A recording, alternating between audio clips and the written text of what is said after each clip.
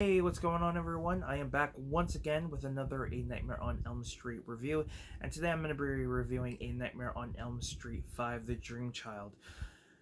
Oh man, what can I say about this movie? To give you guys a basic plot, basically we have our final girl who is pregnant, and Freddy wants to try to do everything to turn that baby into something evil.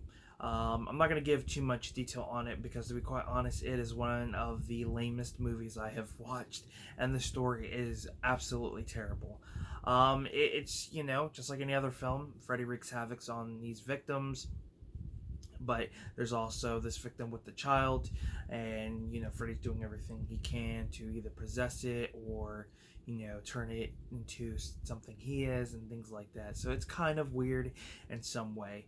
Now the production on this is pretty decent. The way Freddy takes out his victims, I do want to say that the production team and effects team really put an effort into this, and they definitely stand out. And I feel like with a lot of these later sequels, as they hit that more comedic tone, the production value, I have to give the team credit, and not just this film but the last previous four films, because they really do put an effort into those. This one, we do kind of get like a little backstory on Freddy Krueger's mother and what happened to her, and we get some little things about Freddy. But other than that, I mean, it's just at times I feel like the whole story in this movie is all over the place. And again, just like the fourth film, I feel like the chemistry is not there. And to me personally, I feel like anybody who may have seen this movie once and the previous film once, it could be skipped within the franchise. It's kind of similar to like Halloween Resurrection, where you can just skip the entire film altogether and you really wouldn't miss anything.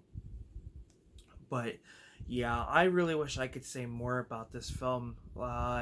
You know, we get more of that comedic tone throughout the film, like I stated.